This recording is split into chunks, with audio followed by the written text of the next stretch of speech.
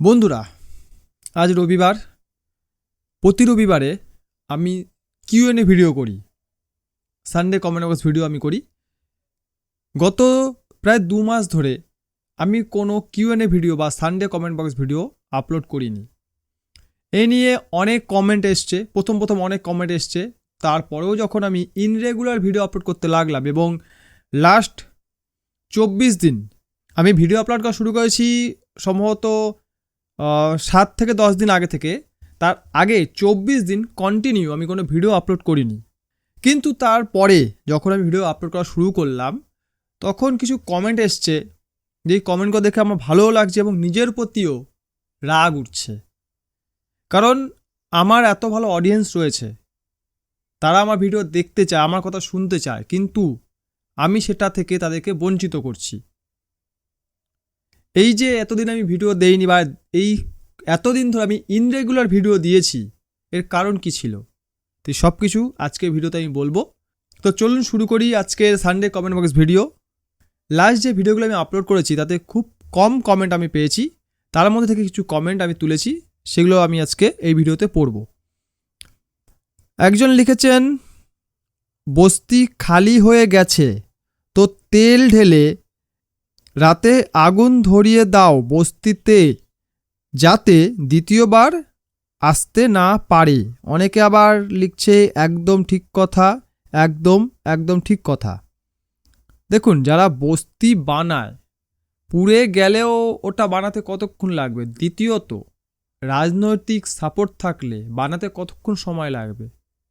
এটা কিন্তু একটা সাধারণ ব্যাপার নয়। এই যে এতজন অনুপ্রবেশকারী এখানে ইল্লিগেল বসবাস করছে, এটা কারোর মদত ছাড়া, রাজনৈতিক মদত ছাড়া শুধু বসবাস করছে, এটা বিশ্বাসযোগ্য নয়। কাজেই ভারতবর্ষে যে সমস্যা, সেটা পুরো বিশ্বজুড়ে সমস্যাতে পরিণত হয়েছে আজকে।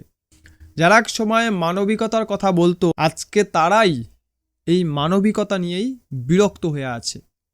কারণ আপনি যদি কাউকে আপনার বাড়িতে বসতে দেন, তারপর আপনার কাছে খেতে চাইবে, খেতে দেওয়ার পর শুতে চাইবে, শুতে যাওয়ার পর থাকতে চাইবে, আর থাকতে একবার দিয়ে দিলে আপনাকেই আপনার বাড়ি থেকে বিতাড়িত করবে।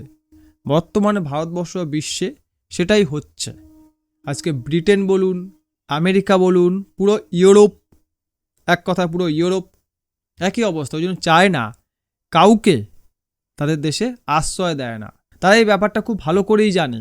আর এই কারণে দেখবেন বহু এমন মানুষ রয়েছে যারা মানবিকতার কথা বলে, তারা চায়নাকে বলে, ও তো ভাই সেলফিশ হওয়ার কারণেই আজকে চায়না আমার থেকে কত এগিয়ে গেছে, কত শান্তিতে বসবাস করছে। আমরা বিভিন্ন সংবাদ মাধ্যমে শুনে থাকি যে চায়নাতে এই প্রবলেম, ওই প্রবলেম, সেই প্রবলেম।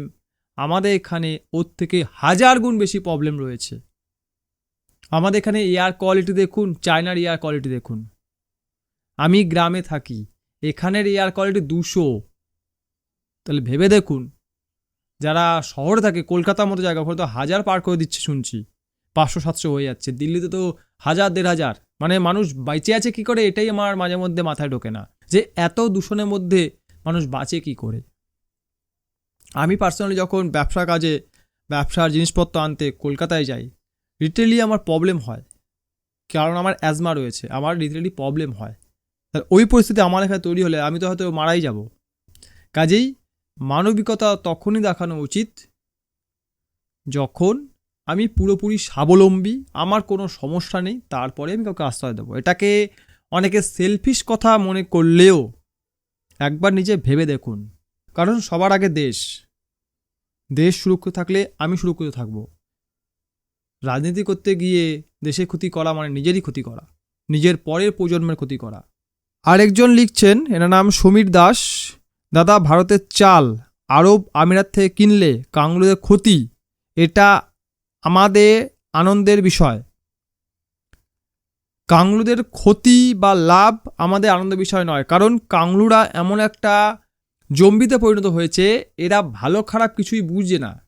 অ্যাকচুয়ালি বাংলাদেশে বর্তমানে যে সরকার চলছে, নুনুবেলের সরকার চলছে, এরা ভালো খারাপ কিছুই বোঝেন, এরা শুধু বোঝেন নিজের পকেট। এরপরে একটা ভিডিওতে আমি আপনাকে কিছু ভিডিও সহ প্রুফ দেখাবো যে ওখানকার মানুষই বলছে যে এরা শুধু নিজেদের পকেটই ভরছে, আমাদের কিছু করছে না। এরা ওদের গালি দিচ্ছে কিন্তু কিছু করার নেই। ওখানকার মানুষ চেঁচামেচি করতে পারে, আমরা মেদিনীপুরের মানুষ আমরা জীবন দেব, জমি দেব না। আর বাংলাদেশের মানুষ জীবন বাঁচানোর জন্য সব করতে পারে। ঠিক আছে, ওরা আজকে হাড়ে হাড়ে টের পাচ্ছে যে আজকে আমাদের কি অবস্থা। আর এই পরিস্থিতি থেকে ওরা নিজেদেরকে কোনোদিন বার করতে পারবে না, কারণ এর থেকে বেরিয়ে আসার জন্য লড়াইয়ের প্রয়োজন। সেই লড়াই করার মানসিকতা এদের নেই। এরা শুধু পারে নিরীহ যে আছে তার উপর অত্যাচার করতে, যে শান্ত তাকে বিরক্ত করতে, যে খারাপ তার সঙ্গে লড়ার মতো ক্ষমতা এদের নেই। এদের সেই সাহসটাই নেই। যেই বাংলাদেশের আনন্দ হোক বা দুঃখ হোক, ক্ষতি হোক বা লাভ হোক, সে নিয়ে আমাদের মাথা ব্যথা করে লাভ নেই। নেক্সট, বাংলাদেশিদের ওপর ব্রহ্মোস মিসাইল টেস্ট করা উচিত পাকিস্তানের মতো। হ্যাঁ, এতে আমিও একমত। পাকিস্তানের মতো বাংলাদেশ শুধু একটা ব্রহ্মোস ফাটিয়ে দিলে ওখানে যে সকল বিচ্ছিন্নতাবাদী সংগঠন রয়েছে সেই সকল সংগঠনের হেডকোয়ার্টারে দুটো ব্রহ্মোস চালিয়ে দিলে, ওগুলোকে গুড়িয়ে দিলে, ওদের এই যে চেঁচামেচি, ভারত বিরোধী এত চেঁচামেচি পুরোপুরি বন্ধ হয়ে যাবে। এবং ওরা এটাই চাইছে যে ভারত আমাদের ওপর মিসাইল মারুক। মানুষ চায় বা ভারতবর্ষও চায়, পুরো বিশ্বই চায় যে আমাদের যাতে কেউ না মারে। তাই তারা সেনা তৈরি করে, বিভিন্ন অস্ত্র তৈরি করে, যাতে তাদেরকে কেউ মারার সাহস না দেখায়। আর বাংলাদেশ আর পাকিস্তান হলো এমন একটি জাতি বা এমন দুটি দেশ যারা চায় যে ভারত ওদের মারুক। কারণ পাকিস্তান এমন একটা দেশ যেটা সেনার হাতে চলছে, বাংলাদেশ হাতে নির্বাচিত সরকারের হাতে চলছিল, এখন তারা সেনা হাতে চলছে। যে দুটাই সেম জায়গায় পৌঁছে গেছে, ওদের ইকোনমিও সেম জায়গায়, ওদের এফডিআই বলতে কিছু নেই, ওদের দেশে ইনভেস্টমেন্ট বলতে কিছু নেই, ওদের কিছুই নেই। ওরাও চাইছে ভারত ওদেরকে মারুক। আর এটার সঙ্গে আমিও একমত যে 2-4টা ব্রহ্মোস ওদের উপরে মারা উচিত। নেক্সট, যে দেশে মানুষ শুধু সারাদিন খাটকা পায়, কাজ করে না, তারা কিভাবে লোন পরিশোধ করবে?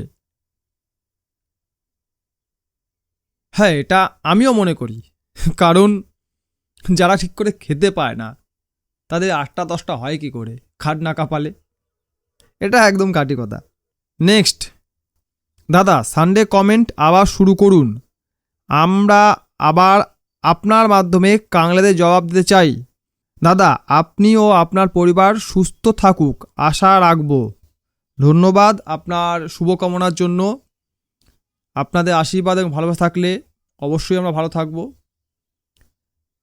সত্যি কথা বলতে এই যে এতদিন আমি ভিডিও দেইনি, এর মূল কারণ কিন্তু এই health problem, family problem, health issue ছিল, সে সঙ্গে একটু ফাইন্যান্সিয়াল প্রবলেমও ছিল। এই নিয়ে আমরা কি বলবো, একটা বিচ্ছিরি পরিস্থিতির মধ্যে দিয়ে আমরা যাচ্ছিলাম। ঠিক আছে, সেই কারণে কিন্তু ভিডিওগুলো ঠিকঠাক আসেনি, কারণ ভিডিও বানানোর যে এনার্জি সেটা আমি পেতাম না। সারাদিন এত পরিশ্রম হতো, বিভিন্ন জায়গায় এত ব্যস্ত থাকতাম যে ভিডিও বানানোর যে এনার্জি সেটা আমি আর পেতাম না। কাজেই ভিডিও দেওয়া হয়নি ঠিক এই কারণেই, হেলথ ইস্যু, বিশেষ করে আমার হেলথ ইস্যু, আমার হেলথ প্রবলেম হয়ে গিয়েছিল, সেই সঙ্গে ফাইন্যান্সিয়াল প্রবলেম।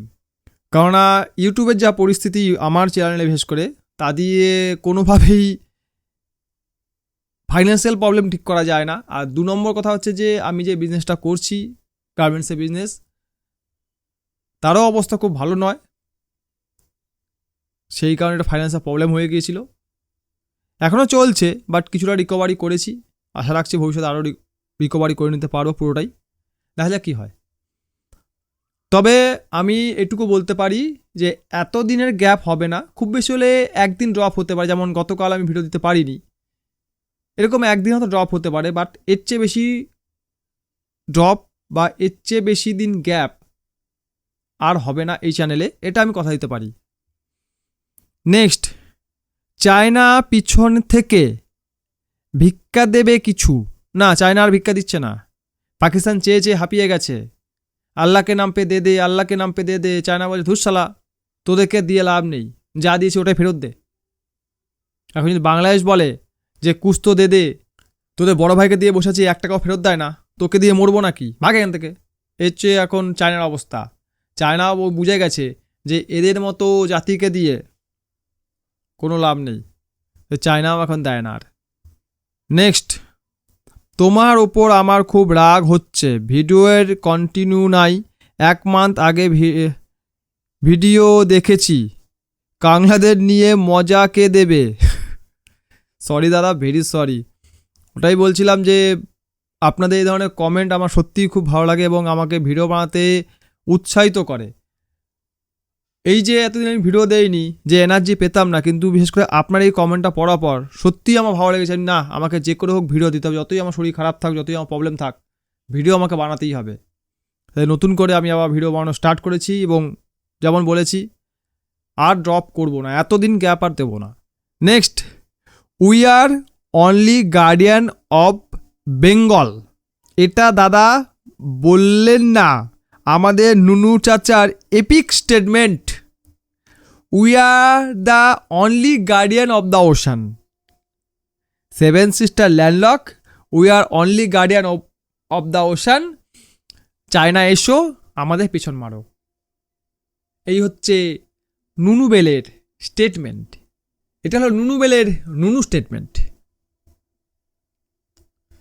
মাঝে মাঝে মিস হয়ে যায় দাদা, সরি। এটা শোনার পরে বুঝতে আর বাকি থাকেনি যে মালটা পুরোই তার কাটা, এর দ্বারা কিছু হবে না, এ ভারতে কিছুই করতে, যদিও কিছু করার ক্ষমতা নেই, এর দ্বারা কিছু হবে না।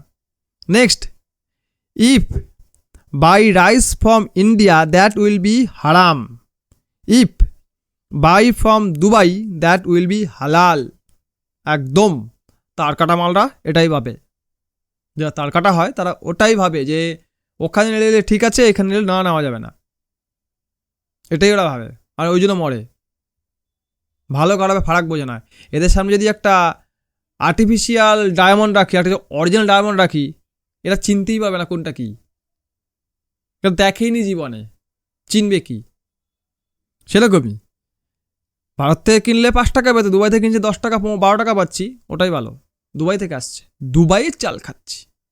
আমাদের এখানে যেগুলো গরু ছাগল খায়, আমরা এখানে যে চালে ভাত খাই, ওই চাল বাংলাদেশে 500 টাকা কেজি হবে, দেখতে পাবে না খুঁজে। ভাই কোথা থেকে আসে ভাই এত দামি চাল, এত সুন্দর চাল কোথায় পাওয়া যায় নাকি?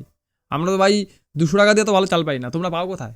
এরকম বলবে ওরা, ভিখারিগুলা। সঠিক কারণ না থাকলে সানডে কমেন্ট বক্স আর বন্ধ হবে না।